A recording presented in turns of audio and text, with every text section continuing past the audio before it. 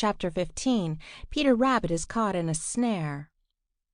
When Peter Rabbit reached up to nibble the bark of one of Farmer Brown's young trees, he felt something tugging at one of his hind legs. He was so startled that he jumped to get away.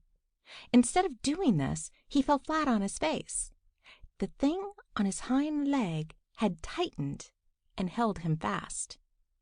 A great fear came to Peter Rabbit, and lying there in the snow, he kicked and struggled with all his might. But the more he kicked, the tighter grew that hateful thing on his leg. Finally, he grew too tired to kick any more, and lay still. The dreadful thing that held him hurt his leg, but it didn't pull when he lay still. When he had grown a little calmer, Peter sat up to examine the thing which held him so fast. It was something like one of the blackberry vines he had sometimes tripped over, only it was bright and shiny, and had no branches or tiny prickers, and one end was fastened to a stake. Peter tried to bite off the shiny thing, but even his great sharp front teeth couldn't cut it. Then Peter knew what it was. It was wire. It was a snare which Farmer Brown had set to catch him, and which he had walked right into because he had been so greedy for the bark of the young peach tree, and he had not used his eyes to look out for danger. Oh, how Peter Rabbit did wish that he had not been so curious to know what Farmer Brown had been doing that day, and that he had gone straight home as he had meant to do, instead of trying to get one more meal of young peach bark. Big tears rolled down Peter's cheeks. What should he do? What could he do? For a long time Peter sat in the moonlight, trying to think of something to do. At last he thought of the stake to which that hateful wire was fastened. The stake was of wood, and Peter's teeth would cut wood.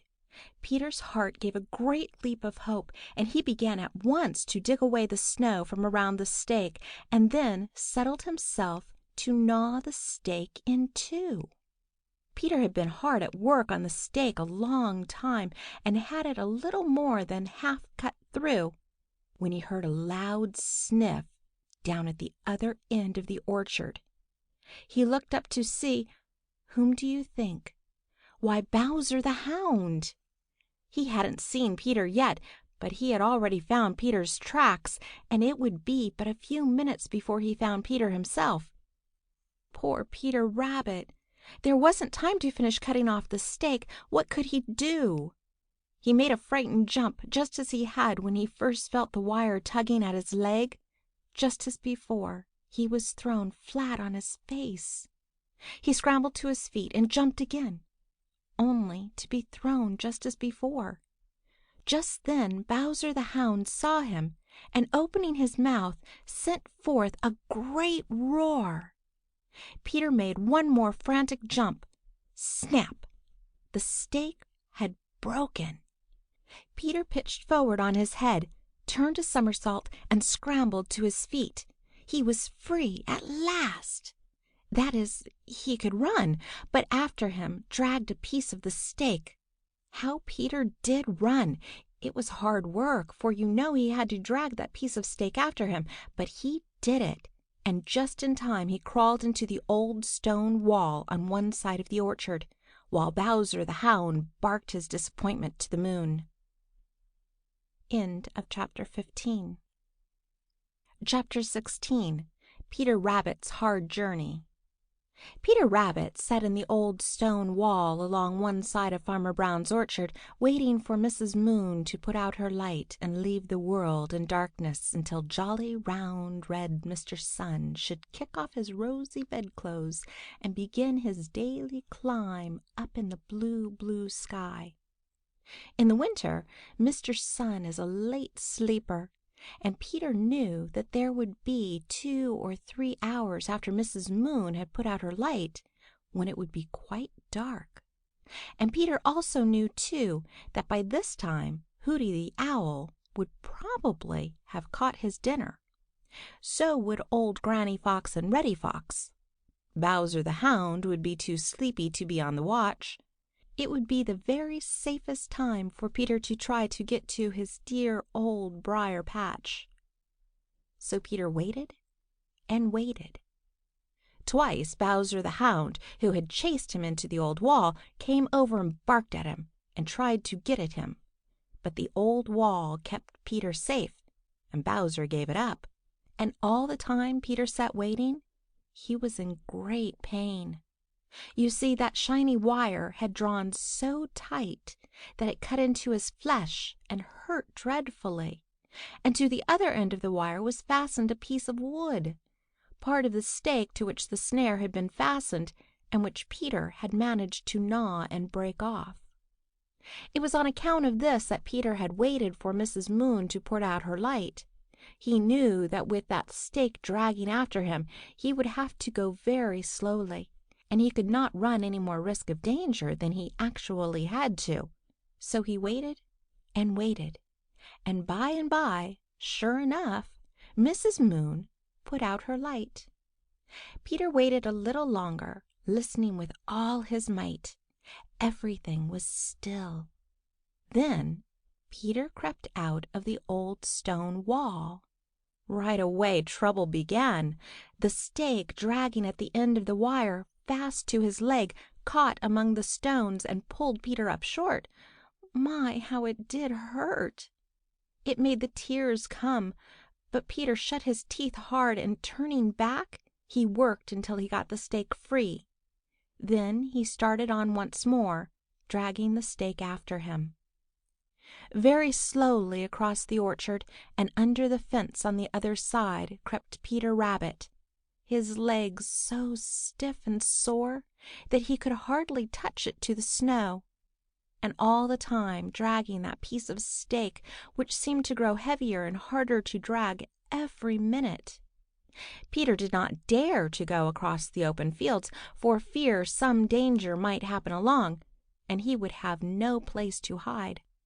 So he crept along close to the fences where the bushes grow, and this made it very, very hard, for the dragging stake was forever catching in the bushes with a yank at the sore leg, which brought Peter up short with a squeal of pain. This was bad enough, but all the time Peter was filled with a dreadful fear that Hooty the Owl or Granny Fox might just happen along. He had to stop to rest very, very often, and then he would listen and listen. Over and over again he said to himself, "Oh dear, whatever did I go up to the young peach orchard for when I knew I had no business there? Why couldn't I have been content with all the good things that were mine in the Green Forest and on the Green Meadows? Oh dear, oh dear!" Just as jolly, round, red Mr. Sun began to light up the Green Meadows, Peter Rabbit reached the dear old briar patch. Danny Meadow Mouse was sitting on the edge of it, anxiously watching for him. Peter crawled up and started to creep in along one of his little private paths. He got in himself, but the dragging stake caught among the brambles, and Peter just fell down in the snow right where he was, too tired and worn out to move. End of Chapter 16. Chapter 17. Danny Meadow Mouse becomes worried. Danny Meadow Mouse limped around through the dear old briar patch where he had lived with Peter Rabbit ever since he had squirmed out of the claws of Hooty the Owl and dropped there, right at the feet of Peter Rabbit. Danny limped because he was still lame and sore from Hooty's terrible claws. But he didn't let himself think much about that, because he was so thankful to be alive at all. So he limped around in the old briar patch, picking up seed which had fallen on the snow, and sometimes pulling down a few of the red berries which cling all winter to the wild rose bushes. The seeds in these were very nice indeed, and Danny always felt especially good after a meal of them. Danny Meadow Mouse had grown very fond of Peter Rabbit, for Peter had been very, very good to him. Danny felt that he never, never could repay all of Peter's kindness. It had been very good of Peter to offer to share the Old Briar-patch with Danny, because Danny was so far from his own home that it would not be safe for him to try to get back there. But Peter had done more than that. He had taken care of Danny. Such good care during the first few days after Danny's escape from Hooty the Owl. He had brought good things to eat while Danny was too weak and sore to get things for himself. Oh, Peter had been very good indeed to him. But now, as Danny limped around, he was not happy. No, sir, he was not happy. The truth is, Danny Meadow Mouse was worried. It was a different kind of worry from any he had known before. You see, for the first time in his life, Danny was worrying about someone else. He was worrying about Peter Rabbit. Peter had been gone from the Old Briar-patch a whole night and a whole day. He often was gone all night, but never all day, too. Danny was sure that something had happened to Peter. He thought of how he had begged Peter not to go up to Farmer Brown's young peach orchard. He had felt in his bones that it was not safe, that something dreadful would happen to Peter. How Peter had laughed at him and bravely started off. Why hadn't he come home? As he limped around, Danny talked to himself. Why cannot people be content with all the good things that are sent, and mind their own affairs at home, instead of going forth to roam? It was now the second night since Peter Rabbit had gone away. Danny Meadow Mouse couldn't sleep at all. Round and round through the Old Briar-patch he limped, and finally sat down at the edge of it to wait and watch. At last, just as jolly, round, red Mr. Sun sent his first long rays of light across the Green Meadows, Danny saw something crawling towards the Old Briar-patch. He rubbed his eyes and looked again. No, it couldn't be. Yes, it was Peter Rabbit. But what was the matter with him? Always before, Peter had come home lipperty-lipperty-lipperty-lip. But now he was crawling, actually crawling. Danny Meadow Mouse didn't know what to make of it. Nearer and nearer came Peter. Something was following him.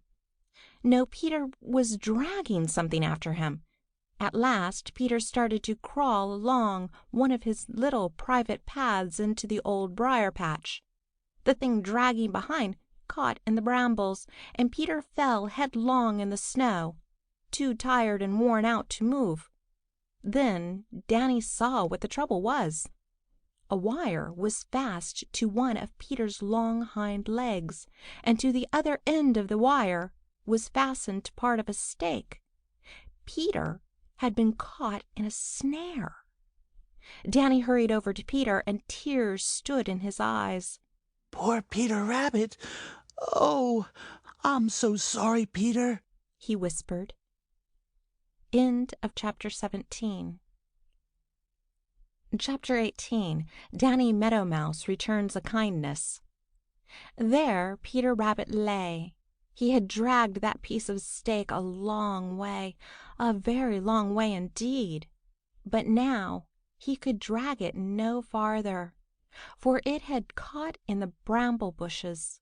So Peter just dropped on the snow and cried. Yes, sir, he cried. You see, he was so tired and worn out and frightened, and his leg was so stiff and sore, and hurt him so. And then it was so dreadful to actually get home and be stopped right on your very own doorstep. So Peter just lay there and cried. Just supposing old Granny Fox should come poking around and find Peter caught that way, all she would have to do would be to get hold of that hateful stake caught in the bramble bushes and pull Peter out where she could get him. Do you wonder that Peter cried? By and by he became aware that someone was wiping away his tears. It was Danny Meadow Mouse, and Danny was singing in a funny little voice. Pretty soon Peter stopped crying and listened, and this is what he heard. Isn't any use to cry? Not a bit, not a bit. Wipe your eyes and wipe them dry. Use your wit, use your wit. Just remember that tomorrow never brings a single sorrow.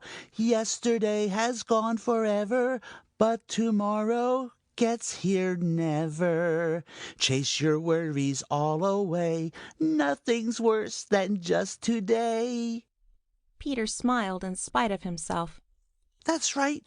That's right. Smile away, Peter Rabbit. Smile away. Your troubles, sir, are all today, and between you and me, I don't believe they are so bad as you think they are. Now you lie still just where you are, while I go see what can be done.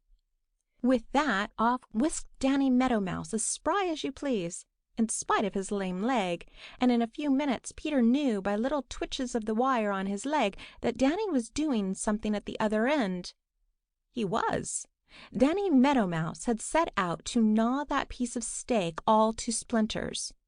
So there he sat and gnawed and gnawed and gnawed. Jolly, round, red Mr. Sun climbed higher and higher in the sky, and Danny Meadow Mouse grew hungry. But still he kept right on gnawing at that bothersome stake.